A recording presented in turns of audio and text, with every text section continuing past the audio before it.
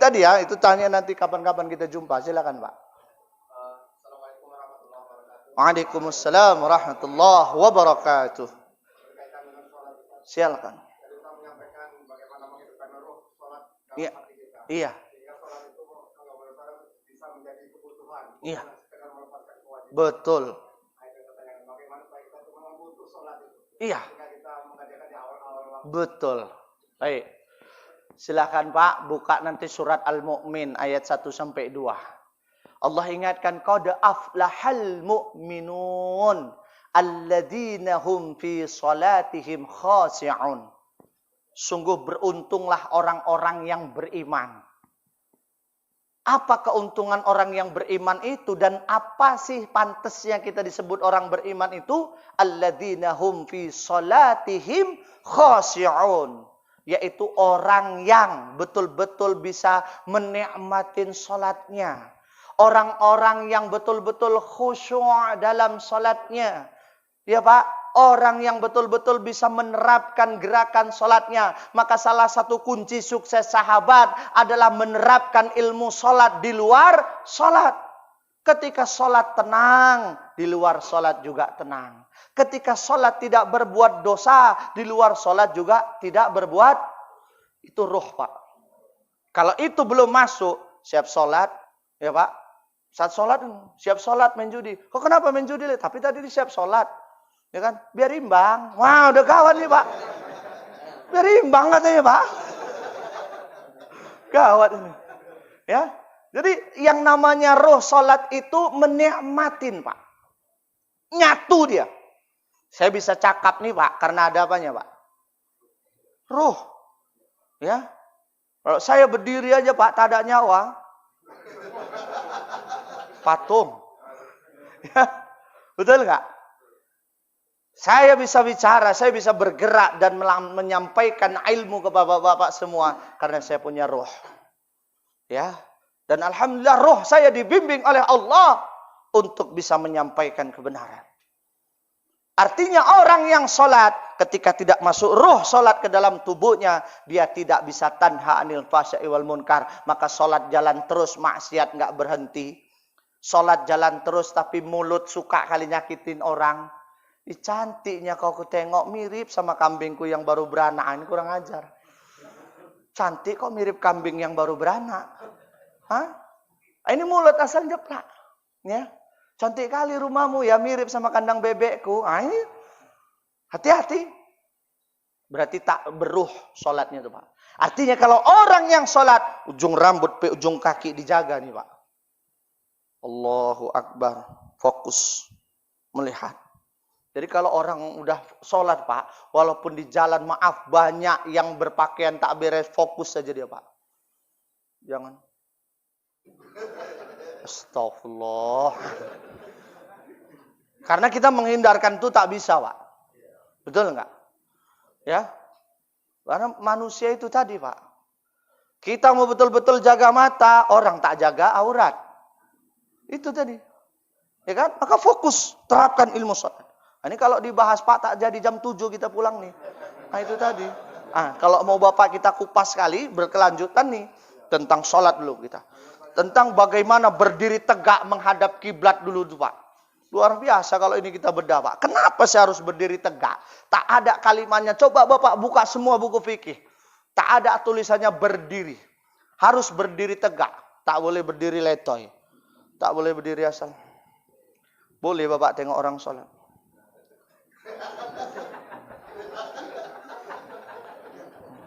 Boleh Pak. Bapak enak nengoknya. Bapaknya pun tak sur nengok, apalagi malaikat. Cemana aku monten ya kan. Coba berdiri tegak. Sedap kita nengoknya Pak. Betul enggak? Ya, kalau itu aja kita kupas Pak. Panjang nih. Masih berdiri tegak menghadap kiblat. Apa maksud dan tujuannya? Baru sampai ke niat. Baru takbir. Ya Pak. Wah panjang kupasannya sampai ke salam. Kenapa harus nengok kanan? Ya. Diganti kenapa? Assalamualaikum warahmatullahi wabarakatuh. Ya kan? Ya kan? Bisa enggak? Bisa kalau ada dalilnya. Tapi memang disuruh nengok kanan. Kenapa? Ini juga ada rahasianya. Ya, kenapa harus asyhadu alla dan kenapa harus tunjuk? Kenapa tak jempol? Paten. Ada juga rahasianya, harus dibahas, Pak. Subhanallah. Kenapa tahiyat awal dan tahiyat akhir duduknya harus beda? Ada rahasianya, Pak. Sampai nanti insya Allah kita kupas, Pak. Rupanya seluruh gerakan sholat ini adalah obat yang paling sempurna yang Allah berikan buat kita, Pak. Saya sudah buktikan, Pak. Segala macam penyakit sembuh dengan terapi sholat. Saya sudah buktikan. Karena keseharian saya itu, Pak. Ngobati segala macam penyakit dengan terapi sholat melalui metode ruqyah. Insya Allah. Karena tak ada ilmu sholat itu yang, Pak Ustadz, saya encok, tak sholat, tambah parah, saya bilang. Pak Ustadz, saya kena asam urat, jadi sholat tak bisa duduk, tambah parah, saya bilang. Coba sempurnakan sholatmu, Allah udah janji itu.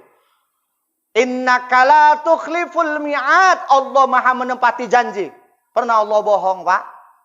Pernah Allah bohong? Allah menepati janji. Kalau Allah sudah katakan aflaha, keuntungan, kemenangan, banyak bisa Allah kasih lewat kemenangan sholat. Kuncinya apa? Mau dapat kemenangan dari Allah, mau dapat keuntungan dari Allah, syaratnya alladzina hum fi sholatihim khashi'un. Betul solatmu, perbaiki solatmu, khusyuk solatmu, nikmatin solatmu.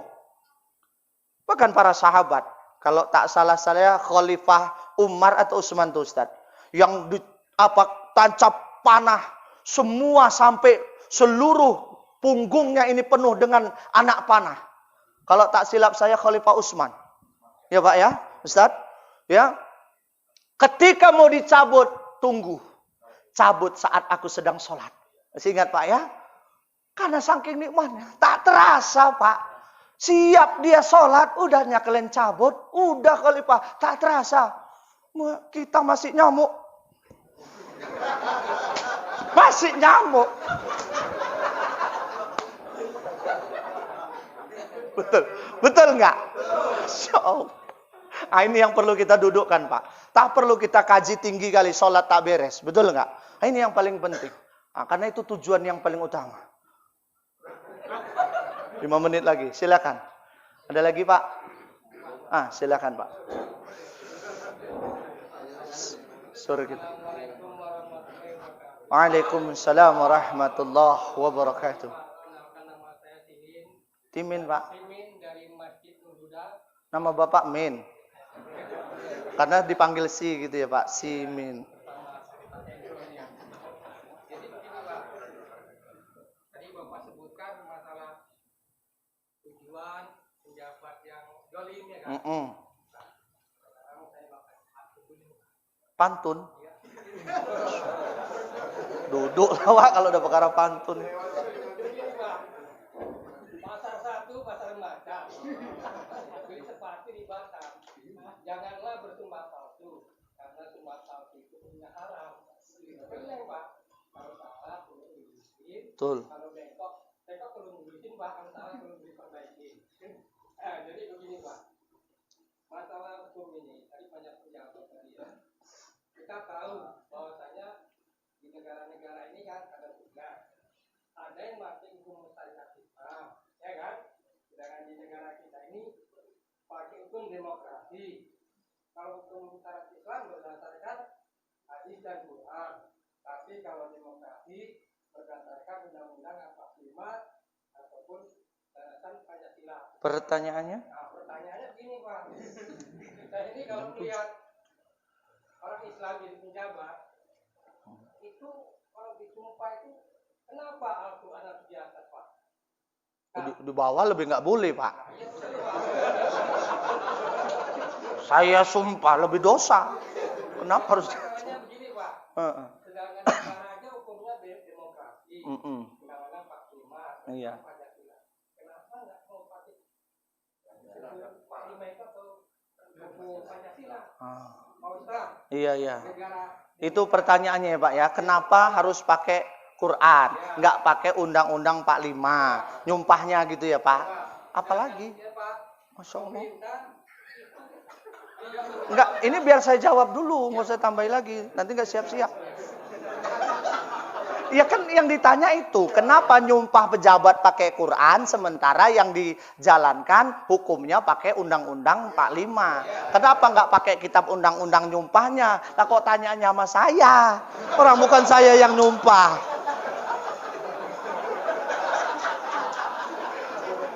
Kan saya nggak nyumpah. Kalau itu Pak, maaf Pak, saya bilang inilah konyolnya negara kita ini. Ya Pak, Quran hanya dianggap sebagai alat kebutuhan tertentu. Iya Pak. Dan maaf, umat Islam ini hanya sebagai konsumsi demokrasi para politik. Saat masih musim-musim kampanye sibuk cari suara, semua digandeng Pak. Iya, udah jadi semua digergaji, lepas. Gandengan tuh tadi. Ya. Inilah ciri-ciri orang munafik. Disumpah pakai Quran pun tak takut, Pak. Korupsi dia. Ya.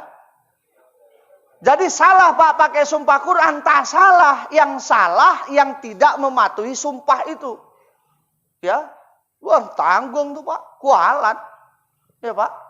Maka tengok para pejabat-pejabat yang mengkhianati rakyat. Rata-rata matinya mengenaskan.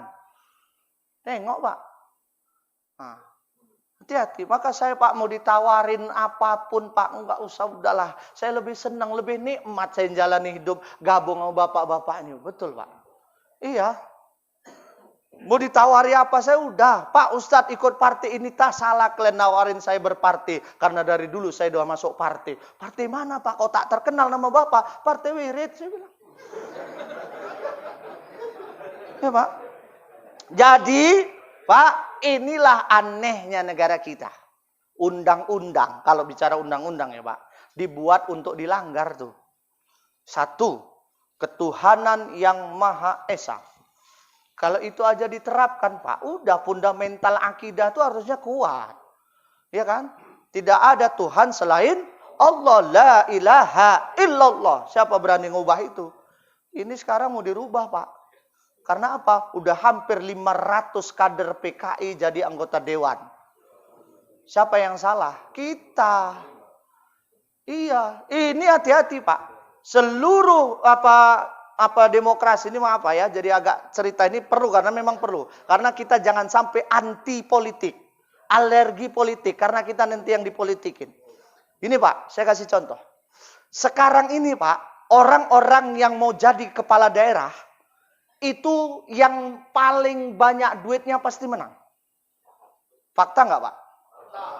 Dan nggak peduli dia itu setan apa bukan. Saya ambil contoh, maaf Pak. Ya, kalau memang betul-betul yang beriman jadi pemimpin Pak, datang nih, dia cuma modalkan visi dan misi iman dan takwa. Ya Pak, masyarakat tahu dia orang baik. Masyarakat tahu dia ustadz. Masyarakat tahu dia punya program yang bagus untuk memberikan program pendidikan kepada rakyat. Memang betul-betul menjadikan masyarakat yang religius. Tapi datang tak bawa duit. Hari H ada suaranya nggak tuh Pak? Gigit jari. Yang tak kampanye kemana-mana Pak. Waktu hari H 100.000. Jadi nggak tuh Pak? Walaupun setan. Betul. Ini yang merusak. Kenapa? Ilmu dan iman kita para pemilih masih lemah. Maka Rasulullah mengatakan ar-ra'si wal murtasi finnar. Menyuap dan yang disuap sama-sama masuk neraka. 100.000, 200.000. Bapak terima saat orang-orang kampanye 5 tahun Bapak nanggung dosanya. Bukan hanya 5 tahun. Wal murtasi finnar. Masuk neraka. Hati-hati Pak. Ya. Maka demokrasi ini sesungguhnya Pak merusak kita sebagai orang Islam. Ya. Kalau Islam kan dasar pemilihan Pak, tengok jadi imam. Ya. Yang dipilih apa dulu ya jadi imam? Hah? Yang alim kan? Alim. Tak ditengok ilmunya, tak ditengok hartanya, nggak ditengok umurnya, nggak ditengok wajahnya. Kalau dia anak muda, ilmunya banyak, bacaannya fasih, maju jadi pemimpin. Kalau nengok Islam, ini cara memilih pemimpin berdasarkan Islam, Pak. Ilmunya dulu, alimnya dulu, taatnya dulu kepada Allah. Seperti itu. Dan ini bergeser. Wah, mengataskan nama demokrasi. Terakhir apa? Terapannya demokrasi. Habis kita dibodoh-bodohin, Pak. Udah lewat kan? Nah, Bapak entah apa-apa mancing-mancing. Kan tanyanya tentang sholat, tentang kenapa disumpah. Tapi cocok lah, Pak. Dan saya nggak komentari pantun Bapak karena saya tak pandai berpantun ya Pak ya.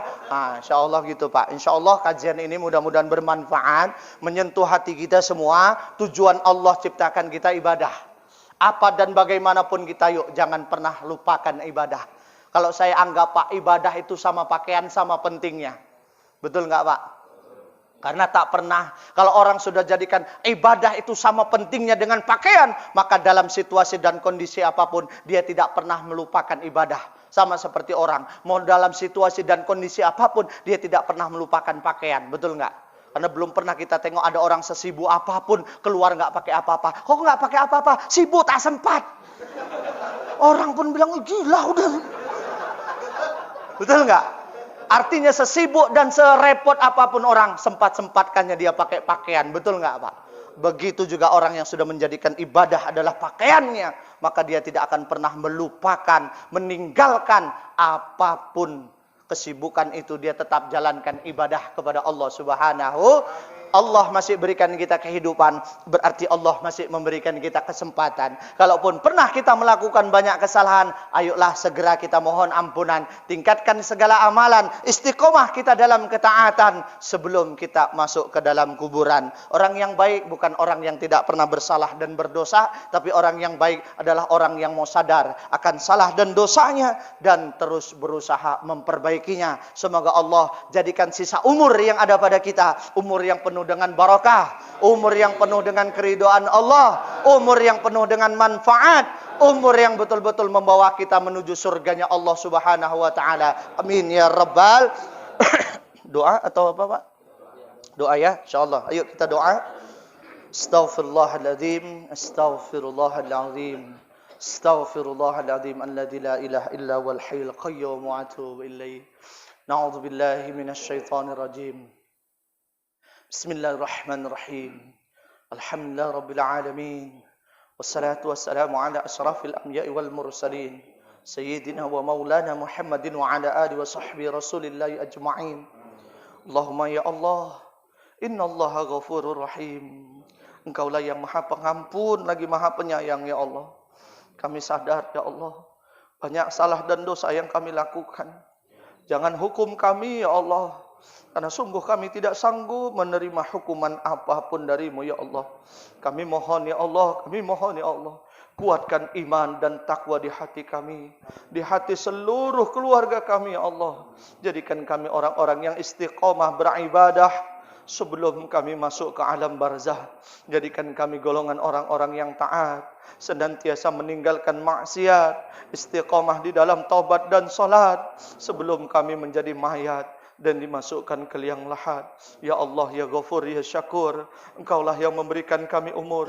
Jadikan kami golongan orang-orang yang selalu bersyukur, meninggalkan segala perbuatan kufur sebelum kami terbujur di dalam kubur. Ya Allah, ya Rabbana, ampuni segala salah dan dosa kami pada orang tua kami ya Allah. Dan ampuni segala salah dan dosa orang tua kami tercinta ya Allah. Pahlawan yang telah melahirkan dan membesarkan kami ke dunia ini ya Allah. Ampuni kami ya Allah bila kami pernah berkata kasar kepadanya. Ampuni kami ya Allah bila kami pernah menyinggung perasaan dan hatinya. Dan ampuni kami ya Allah bila kami belum sempat membahagiakan orang tua kami tercinta. Namun lebih dulu Engkau memanggilnya ya Allah. Dengan penuh ikhlas kami mohon kepadamu ya Allah. Ampuni segala salah dan dosa orang tua kami tercinta ya Allah. Lapangkan kuburnya ya Allah. Terangi kuburnya ya Allah. Jangan disiksa, jangan diazab orang tua kami ya Allah. Kami mohon ya Allah. Muliakan dan sayangi orang tua kami ya Allah. Jadikan orang tua kami penghuni surga-Mu ya Allah. Ya Allah ya Rabbana, bila orang tua kami masih ada yang Kau izinkan hidup, jadikan umur yang ada padanya sebagai umur yang Kau berkahi ya Allah. Hilangkan segala kesulitan hidupnya ya Allah. Mudahkan segala urusannya ya Allah. Dan jadikan akhir hayatnya husnul khatimah ya Allah. Ya Allah ya Rabbana, kami mohon ya Allah, bimbing anak-anak kami semua ya Allah, menjadi anak yang soleh dan soleha, anak yang bisa membawa kami menuju surga-Mu ya Allah. Jangan biarkan anak-anak kami ya Allah membuat kami masuk ke neraka-Mu ya Allah. Kami mohon ya Allah ya Rabbana, ridhoilah, berkailah FKSMM ini ya Allah, forum komunikasi silaturahmi Masjid Mushola ya Allah. Semakin hari semakin baik, semakin hari semakin barakah, semakin hari semakin banyak Engkau berikan manfaat ya Allah. Tolonglah ya Allah, hanya padamu kami berserah diri ya Allah. Terimalah segala amal ibadah kami ya Allah. Kabulkan segala doa kami ya Allah. La ilaha illa anta subhanaka inni kuntu minaz zalimin. La ilaha illa huwa alayhi tawakkaltu wa huwa rabbul arsyil azim. Rabbana atina fid dunya hasanah wa fil akhirati hasanah wa qina adzaban nar. Wa sallallahu ala sayyidina Muhammadin wa ala alihi wa sahbihi wa sallam. Subhana rabbika rabbil izzati amma yasifun. Wassalamun ala al mursalin walhamdulillahi rabbil alamin. Tarik nafas Pak, istighfar. Astaghfirullahaladzim. Alirkan istighfar ke seluruh tubuh dengan penuh ikhlas. Astaghfirullahaladzim. Astaghfirullahaladzim. Jadikan ini terapi sehat Pak. Sumbernya ada di Ali Imran ayat 133. Kalau kita tarik nafas, astaghfirullahaladzim, terasa istighfar, darah kita ini membawa istighfar mengalir ke seluruh tubuh Pak. Insya Allah segala penyakit apapun akan disembuhkan oleh Allah. Karena kalau Allah sudah mengampuni kita, tak ada penyakit yang tak bisa disembuhkan oleh Allah Subhanahu wa ta'ala. Asyurah ayat 30. Mudah-mudahan apa yang saya sampaikan ini insya Allah bermanfaat buat kita. Allah berikan kita kehidupan yang penuh dengan barakah, dan Allah takdirkan kita semua jadi orang yang bahagia dunia dan bahagia pula di akhirat. Amin ya rabbal alamin. Demikian barangkali Pak, insyaallah sedikit saya mengumumkan kepada Bapak atau BKM yang belum dapat lembu kurban. Kebetulan saya selalu menyediakan lembu kurban Pak, lembu kurban lepas